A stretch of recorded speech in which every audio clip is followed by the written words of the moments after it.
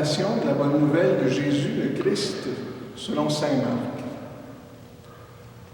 En ce temps-là, Jésus gravit la montagne et il appela ceux qu'il voulait.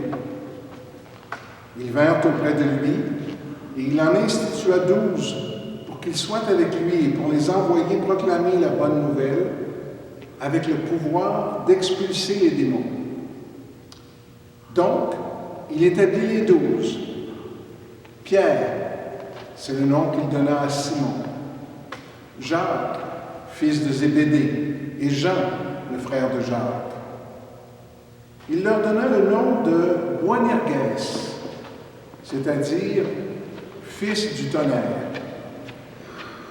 André, Philippe, Barthélemy, Matthieu, Thomas, Jacques, fils d'Alphée, Thaddée, Simon le Zélote et Judas Iscariote, celui-là même qui le livra.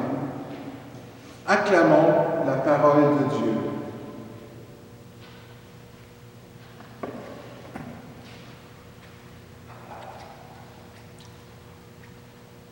Aujourd'hui, en ce vendredi, nous célébrons la messe de l'unité des chrétiens. Et l'évangile d'aujourd'hui est tout à fait pertinent pour ça. Parce que dans le groupe des 12, ils ne pensaient pas tous pareil. Ils n'étaient pas tous de la même condition. Hein? Il y avait Pierre qui était un pécheur. Il y avait Matthieu qui était un collecteur d'impôts, pas très bien vu dans la société de l'époque. Il y avait Judas qui allait le trahir, Pierre qui allait le renier. Alors est-ce que, quand on regarde les chrétiens d'aujourd'hui, on doit tous être pareils? Est-ce qu'on doit encore dire aujourd'hui, comme on disait avant le concile, « hors de l'Église, point de salut ». Il faut se rappeler que l'Église, ce n'est pas juste l'Église catholique. L'Église, c'est tous ceux qui ont la foi au Christ, qui ont la foi en Dieu à travers le Christ. Alors, un exemple que j'aime prendre, c'est celui d'un diamant, du rubis qu'il y a sur ma bague ici. Il y a plusieurs facettes à ça. Et si je demande à quelqu'un qui est assis de ce côté-là, quelle est la facette qui reflète la lumière? Bien, il va dire celle-là. La personne qui est assise de l'autre côté va dire non, c'est celle-là. Puis la personne en face, elle va dire mais non, vous êtes dans l'erreur, c'est celui-là. Puis moi, je vais dire vous êtes tous dans l'erreur parce que c'est celle-là qui reflète la lumière. Pourtant, tout reflète la lumière. Alors, qu'est-ce qui fait la beauté du diamant? C'est l'ensemble des facettes. C'est un peu la même chose avec la foi et avec l'Église. On a une perception différente, une conception différente, une compréhension différente selon l'endroit où on est né, selon la famille dans laquelle on est né, selon l'Église dans laquelle on est.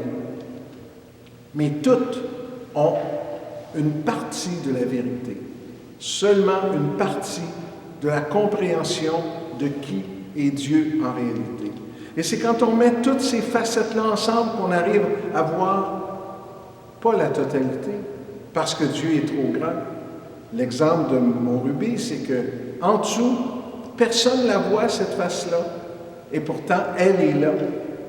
Bien, c'est la même chose avec Dieu. Il y a des facettes de Dieu, des conceptions de Dieu auxquelles on n'a pas accès, nous, en tant qu'être humain. Mais si au lieu de se disputer et de dire « Ah, ben moi, c'est mon pape, puis moi, c'est mon pasteur, puis moi, c'est mon évêque, puis moi... » On n'arrivera jamais à saisir l'ampleur de qui est Dieu.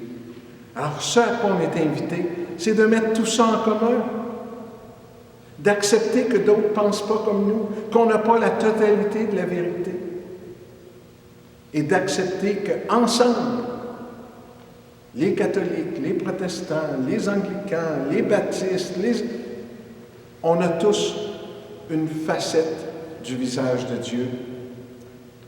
Puis en le mettant tous ensemble, en faisant cette unité des chrétiens qui est si chère au pape François,